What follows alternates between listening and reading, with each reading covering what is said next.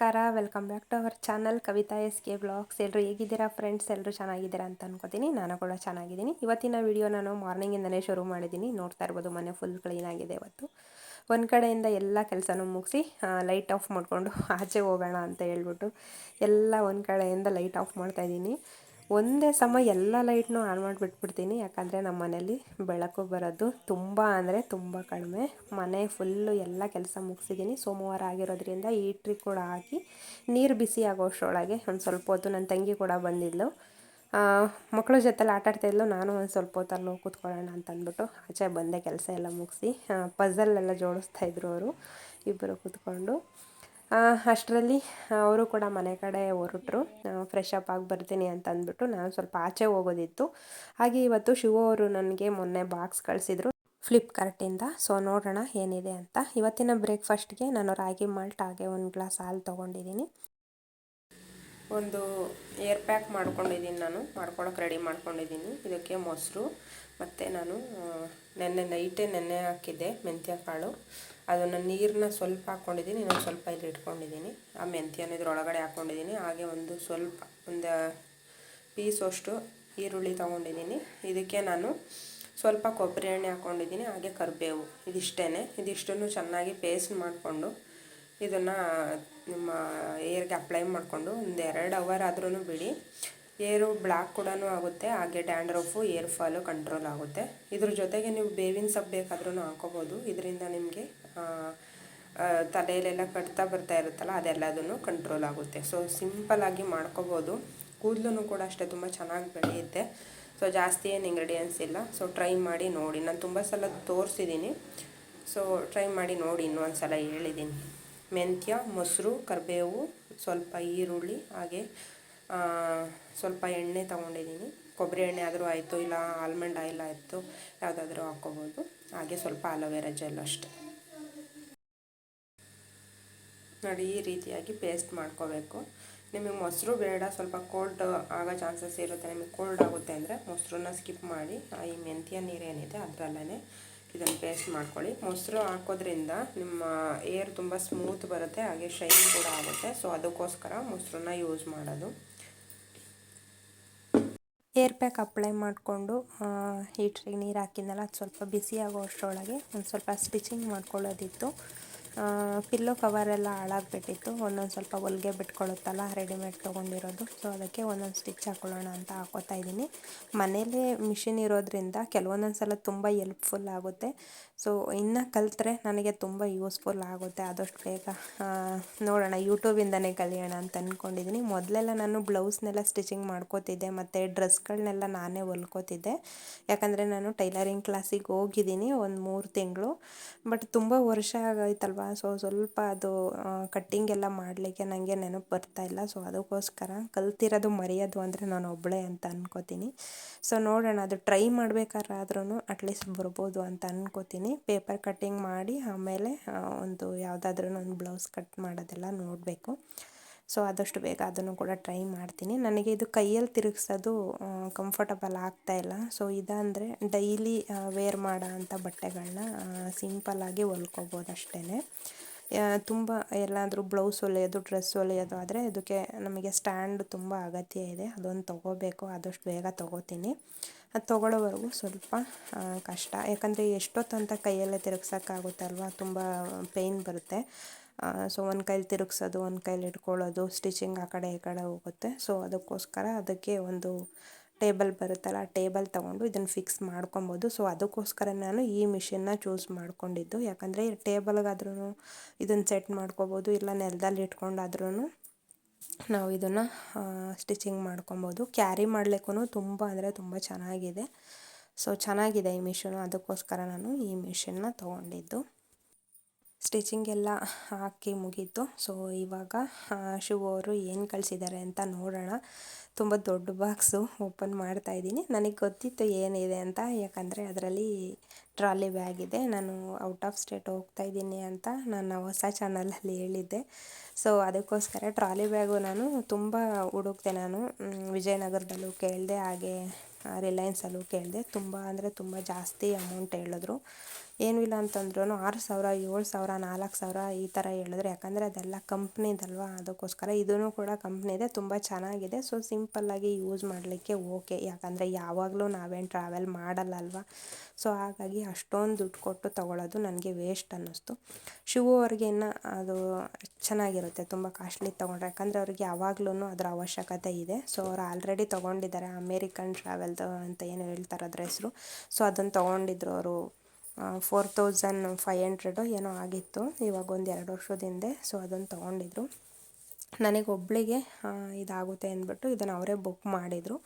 So ನೋಡೋಣ ಹೇಗಿದೆ ಅಂತ, ಕ್ವಾಲಿಟಿ ವೈಸ್ ಯಾವ ಥರ ಇದೆ ಅನ್ನೋದೆಲ್ಲ ಇವಾಗ ನೋಡೋಣ.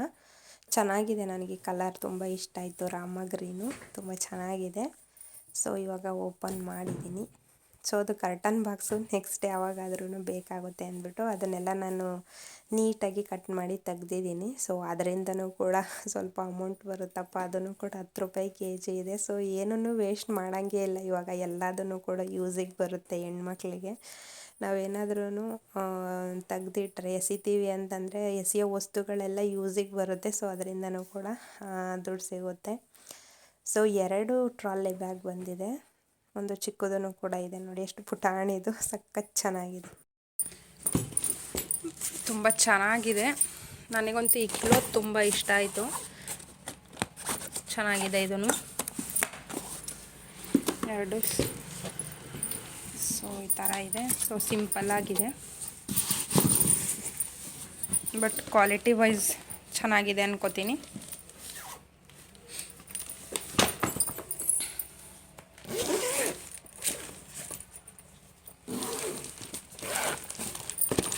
ಚೆನ್ನಾಗಿದೆ, ನನ್ನ ಅನಿಸಿಕೆ ವಾಟರ್ ಪ್ರೂಫ್ ಅನ್ಕೋತೀನಿ.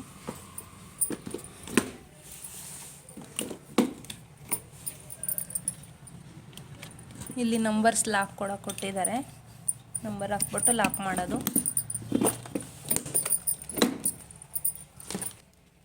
ಸೊ ಇದು ಓಪನ್ ಮಾಡ್ತೀನಿ ಇವಾಗ, ನೋಡೋಣ ಇದು ಯಾವ ರೀತಿ ಇದೆ ಅಂತ. ಇದು ಒಬ್ರಿಗೆ ಎಲ್ಲಾದ್ರೂ ಒಂದು 2 ದಿನ 3 ದಿನ ಟ್ರಿಪ್ ಹೋಗೋರಿಗೆ ತುಂಬ ಚೆನ್ನಾಗಿದೆ. ಇದು ಪುಟಾಣಿದೆ, ನನಗಂತೂ ಸಖತ್ ಇಷ್ಟ ಆಯಿತು. ಒಳ್ಳೆ ಕ್ಯೂಟಾಗಿ ಚೆನ್ನಾಗಿದೆ ನೋಡಿ, ಎಷ್ಟು ಚೆನ್ನಾಗಿ ಕಾಣಿಸ್ತಾ ಇದೆ. ಇದನ್ನು ಅಷ್ಟೇ ತುಂಬ ಚೆನ್ನಾಗಿದೆ. ಇದರಲ್ಲೂ ಏನಾದ್ರೂ ಇಟ್ಕೊಳ್ಳಿಕ್ಕೆ ಒಂದು ಸ್ಪೇಸ್ ಕೊಟ್ಟಿದ್ದಾರೆ. ಸೊ ಓಕೆ, ಆರಾಮ್ಸೆ ಒಂದು 10 ಜೊತೆ ಬಟ್ಟೆ ನೀಟಾಗಿ ಮಡಿಸಿಟ್ರೆ ಒಂದು 10ರಿಂದ 15 ಜೊತೆ ಮೇಲೆ ಬಟ್ಟೆ ಇಡ್ಬೋದು ಇದರಲ್ಲಿ. ತುಂಬ ಚೆನ್ನಾಗಿದೆ.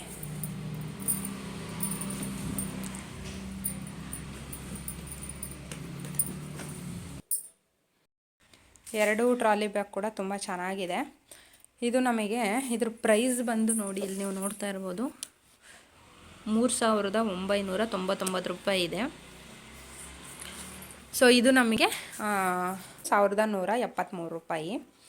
ಸೊ ಓಕೆ, ನನಗೇನು ಅಮೌಂಟು ಜಾಸ್ತಿ ಆಯಿತು ಅಂತೇನು ಅನ್ನಿಸ್ಲಿಲ್ಲ, ತುಂಬ ಚೆನ್ನಾಗಿದೆ.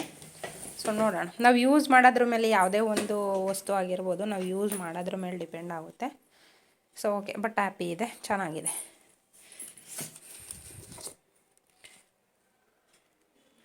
Take travel lightly. ಸೊ ತುಂಬ ಚೆನ್ನಾಗಿದೆ, ಇಷ್ಟ ಆಯಿತು. ಯಾರಾದ್ರೂ ಬೈ ಮಾಡೋಂಗಿದ್ರೆ ಆರಾಮ್ಸೆ ಬೈ ಮಾಡಿ, ಗುಡ್ ಪ್ರಾಡಕ್ಟ್ ಇದೆ, ಚೆನ್ನಾಗಿದೆ. ಈ ವಿಡಿಯೋ ನನಗೆ ನನ್ನ ತಂಗಿ ಕಳಿಸಿದ್ದು, ಇದ್ರದ್ದು ಬಗ್ಗೆ ಸ್ವಲ್ಪ ಮಾತಾಡಿ ಅಂತ. ಏನಪ್ಪ ಅಂದರೆ, ನಾವಿರೋದು ಬ್ಯಾಂಗ್ಳೂರಿನಲ್ಲಿ. ನೀವು ನೋಡಿರ್ತೀರ, ಅಕ್ಕಪಕ್ಕ ಕಸಗಳನ್ನ ತಂದು ಹಾಕ್ತಾನೆ ಇರ್ತಾರೆ. ಮನೆ ಅಕ್ಕಪಕ್ಕನೇ ತುಂಬ ಕಸಗಳ ರಾಶಿನೇ ಬಿದ್ದಿರುತ್ತೆ.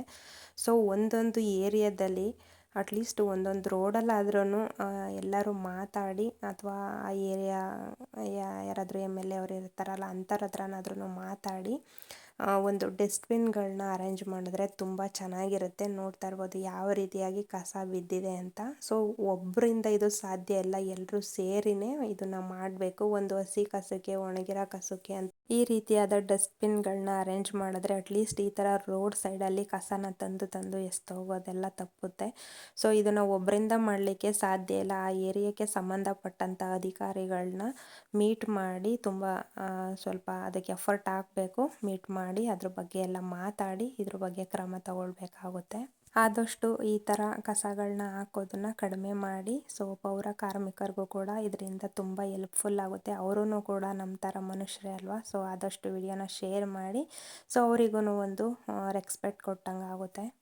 ಸೊ ಯಾರಾದರೂ ಒಬ್ಬರು ಈ ಥರ ವಿಡಿಯೋಗಳು ಮಾಡಿ ಸೋಷಿಯಲ್ ಮೀಡಿಯಾದಲ್ಲಿ ಆ ಏರಿಯಾ ಹೆಸರು ಹೇಳಿ ಹಾಕೋದ್ರಿಂದ ತುಂಬ ಹೆಲ್ಪ್ಫುಲ್ ಆಗುತ್ತೆ ಅಂತ ನನ್ನ ಒಂದು ಭಾವನೆ. ಕೆಲಸ ಎಲ್ಲ ಮುಗಿಸಿ ಪೂಜೆ ಮುಗಿಸೋಷ್ಟರೊಳಗೆ ಮಧ್ಯಾಹ್ನನೇ ಆಗೋಯ್ತು. ಸೊ ಇನ್ನೂ ನಾನು ಊಟನೂ ಕೂಡ ಮಾಡಿಲ್ಲ. ಬೆಳಗ್ಗೆ ನಾನು ರಾಗಿ ಗಂಜಿ ಕುಡಿದಿದ್ದು. ಸೊ ಇವಾಗ ಊಟ ಮಾಡಬೇಕು. ಟೈಮ್ ಇವಾಗ ಕರೆಕ್ಟಾಗಿ 2 ಗಂಟೆ ಆಗಿದೆ. ಸೋಮವಾರ ಬಂತು ಅಂದರೆ ಇದೇ ರೀತಿ. ಸೊ ಸ್ವಲ್ಪ ಲೇಟ್ ಆಗಿಬಿಡುತ್ತೆ ಊಟ ತಿಂಡಿ ಎಲ್ಲ. ಸೊ ನನಗೆ ಅಂತಲ್ಲ, ಎಲ್ಲ ಹೆಣ್ಮಕ್ಳಿಗೂ ಹಾಗೆ ಅಂತ ಅನ್ಕೋತೀನಿ. ಸೊ ಏನೂ ಮಾಡೋಂಗಿಲ್ಲ. ಸೊ ಇವಾಗ ಊಟ ಮುಗಿಸಿ ಮತ್ತೆ ಸಿಗ್ತೀನಿ. ಕಣ್ಣೊಳಗಡೆ ಏನೋ ಹೋಯ್ತು, ಅದು ನೋಡ್ತೈತಿ. ಪೂಜೆ ಮಾಡಿದಾಗ ಮನೆ ಒಳಗೆ ಏನೋ ಒಂಥರ ಖುಷಿ ನನಗೆ. ಕೆಲಸ ಪೂಜೆ ಎಲ್ಲ ಮುಗಿಸಿ ಆಚೆ ಬಂದ್ವಿ. ಸೊ ನನ್ನ ತಂಗಿ ಸ್ವಲ್ಪ ಹೂವು ಎಲ್ಲ ತೊಗೋಬೇಕು ಸಂಜೆ ಪೂಜೆ ಮಾಡಲಿಕ್ಕೆ ಅಂತಂದ್ಲು. ಹಾಗೆ ಅವ್ರ ಮನೆಗೊಂದು ಚಿಕ್ಕ ಪಾಪ ಬಂದಿದೆ. ಸೊ ಅವರ ಹಸ್ಬೆಂಡ ತಂಗಿ ಮಗಳು. ಸೊ ಹಾಗೆ ಅವಳು ಅಳ್ತಾ ಇದ್ಲಲ್ಲ, ಸ್ವಲ್ಪ ಹೊತ್ತು ಆಚೆ ಕಡೆ ಕರ್ಕೊಂಡು ತರಕಾರಿ ಎಲ್ಲ ತೊಗೊಂಡು ಹಣ್ಣು ಹೂವು ತೊಗೊಂಡೋಗೋಣ ಅಂತ ಆಚೆ ಬಂದ್ವಿ. ಸೊ ಆಚೆ ಬರ್ತಾ ಇದ್ದಂಗೆ ನನಗೆ ಒಂದು ಫ್ಲ್ಯಾಶ್ ಆಯಿತು. ಸೊ ಜ್ಯುವೆಲ್ರಿ ಅಂಗಡಿ ನೋಡಿದ ತಕ್ಷಣವೇ ಅನಿಸುತ್ತೆ ನ್ಯೂ ಇಯರ್ಗೆ ಏನಾದ್ರೂ ಪ್ಲ್ಯಾನ್ ಮಾಡಬೇಕು ಅಂತ. ಸೊ ಆದರೆ ಏನು ಗೊತ್ತಾ, ಇಲ್ಲಿ ನಾವು ಹಾಕೋದ್ರೆ ನಮಗೆ ಚೆನ್ನಾಗಿರೋ ಅಂಥ ಚಿನ್ನ ಬೆಳ್ಳಿ ಕೊಡೋಲ್ಲ. ನಾನು ಗಣೇಶನ ತೊಗೊಂಡಿದ್ದೆ ಲಾಸ್ಟ್ ಟೈಮ್ ಏನಲ್ಲ, ಈ ವರ್ಷದಲ್ಲೇ ಈ ಮನೆಗೆ ಬಂದು ಹೊಸ್ದ್ರಲ್ಲಿ ತೊಗೊಂಡಿದ್ದು. ಅದು ಆಲ್ರೆಡಿ ಸ್ವಲ್ಪ ಅದು ಕಲರ್ ನನಗೆ ಬೇರೆ ಥರ ಕಾಣಿಸ್ತಾ ಇದೆ. ಸೊ ಹಾಗಾಗಿ ಈಗ ಅದನ್ನು ಮತ್ತೆ ಚೇಂಜ್ ಮಾಡಬೇಕು ಅಂತ ಇದ್ದೀನಿ ನಾನು. ಸೊ ಚೇಂಜ್ ಮಾಡ್ತೀನಿ ಕೂಡ ಅದನ್ನು.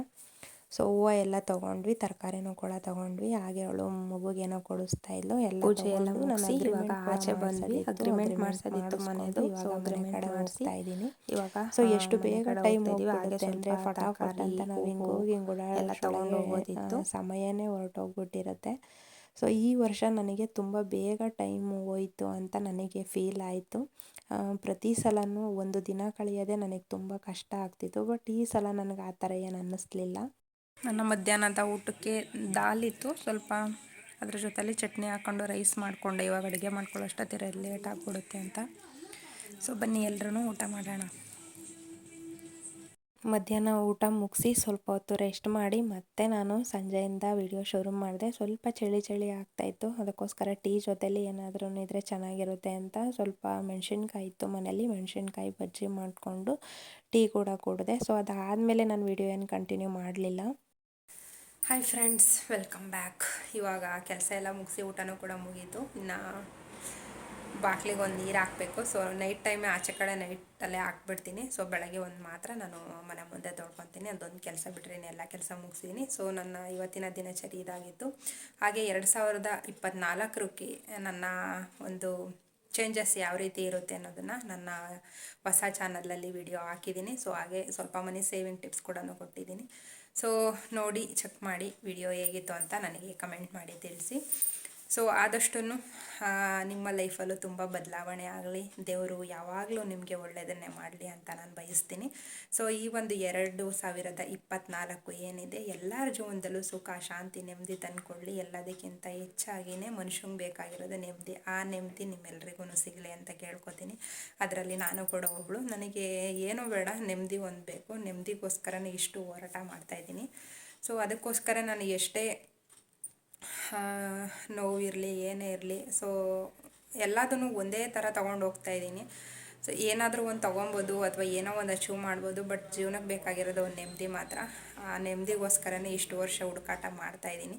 ಸೊ ಎಲ್ಲೋ ಒಂದು ಕಡೆ ಒಂದು 2024 ನನ್ನ ಜೀವನದಲ್ಲಿ ಹೊಸ ಒಂದು ಚೈತನ್ಯ ತಂದುಕೊಡುತ್ತೆ ಅಂತ ನಾನು ಕೂಡ ನಂಬಿದ್ದೀನಿ. ನಿಮ್ಮೆಲ್ರಿಗೂ ಕೂಡ ಅದೇ ಥರ ಒಳ್ಳೆಯದಾಗಲಿ ಅಂತ ನಾನು ಬಯಸ್ತೀನಿ ಕೂಡ. ಸೊ ವಿಡಿಯೋನ ಹೋಗಿ ಚೆಕ್ ಮಾಡಿ ಹೇಗಿತ್ತು ಅಂತ ನನಗೆ ಕಮೆಂಟ್ ಮಾಡೋದು ಮರಿಬೇಡಿ. ಇವತ್ತಿನ ನನ್ನ ವಿಡಿಯೋನ ಇಲ್ಲಿಗೆ ಎಂಡ್ ಮಾಡ್ತಾಯಿದ್ದೀನಿ. ಸೊ ತುಂಬ ಜನ ಕೇಳ್ತಿರ್ತಾರೆ ಡೈಲಿ ರುಟೀನ್ ಹಾಕ್ತಾಯಿರ್ತೀರ, ಬೇರೆ ಬೇರೆದೆಲ್ಲ ಹಾಕಿ ಅಂತ. ನಾನು ಟ್ರೈ ಮಾಡ್ತೀನಿ. ಟ್ರೈ ಮಾಡೋದೆಲ್ಲ ಖಂಡಿತವಾಗ್ಲೂ ಹಾಕ್ತೀನಿ. ಸೊ ಆದಷ್ಟು ಇವಾಗ ಬೇರೆ ಕಡೆ ಬೇರೆ ಹೋಗ್ತಾ ಇರೋದ್ರಿಂದ ಸ್ವಲ್ಪ ನನ್ನ ದಿನಚರಿ ವಿಡಿಯೋ ಇನ್ನೂ ಕಡಿಮೆನೇ ಆಗುತ್ತೆ. ಸೊ ಆದಷ್ಟು ಬೇರೆ ಬೇರೆ ಕಂಟೆಂಟ್ಗಳನ್ನ ಮಾಡಲಿಕ್ಕೆ ಟ್ರೈ ಮಾಡ್ತೀನಿ. ಹಾಗೆಯೇ ನಾನು ನನ್ನ ಚಾನಲ್ಲು ಸರಿ ಹೋದ್ಮೇಲೆ ಫೆಬ್ರವರಿಗೆ ಚಾನಲ್ ಬರುತ್ತೆ ಅಂತ ತುಂಬ ನಂಬಿಕೆ ಇಟ್ಕೊಂಡಿದ್ದೀನಿ. ಅದು ಬಂದಮೇಲೆ ನಿಜವಾಗ್ಲೂ ಡೈಲಿ ರುಟೀನು 1-2 ದಿನ ಹಾಕೋದ್ರೆ ಬೇರೆ ಬೇರೆ ಥರದ ವಿಡಿಯೋಗಳನ್ನೂ ಕೂಡ ಇನ್ನು ಉಳಿದಿರೋ ಅಂಥ ದಿನಗಳಲ್ಲಿ ಹಾಕಲಿಕ್ಕೆ ಟ್ರೈ ಮಾಡ್ತೀನಿ. ಸೊ ನೋಡೋಣ ಮುಂದೆ ಯಾವ ಥರ ಹೋಗುತ್ತೆ ಆ ಥರ. ಸೊ ಆದಷ್ಟು ಬೇಗ ಒಂದು ಹೊಸ ವಿಡಿಯೋ ಜೊತೆಲಿ ಸಿಗ್ತೀನಿ. ಹೀಗೆ ಸಪೋರ್ಟ್ ಮಾಡ್ತಾಯಿರಿ. ಸೊ ನನ್ನ ಹಳೆ ವೀಡಿಯೋಸ್ನೆಲ್ಲ ನೋಡಿ ಸಪೋರ್ಟ್ ಮಾಡಿ ಅಂತ ಕೇಳ್ಕೊಳ್ತಾ ವಿಡಿಯೋ ಎಂಡ್ ಮಾಡ್ತಾಯಿದ್ದೀನಿ. ಇವತ್ತಿನ ವಿಡಿಯೋ ನಿಮಗೇನಾದ್ರೂ ಇಷ್ಟ ಆದರೆ ಪ್ಲೀಸ್ ಲೈಕ್ ಮಾಡಿ. ಹಾಗೂ ಯಾರೆಲ್ಲ ನನ್ನ ಚಾನಲ್ನ ಸಬ್ಸ್ಕ್ರೈಬ್ ಮಾಡಿಲ್ಲ ಪ್ಲೀಸ್ ಸಬ್ಸ್ಕ್ರೈಬ್ ಮಾಡ್ಕೊಳ್ಳಿ. ಹೀಗೆ ಸಪೋರ್ಟ್ ಮಾಡ್ತಾಯಿರಿ. Thank you for watching my video. Love you all.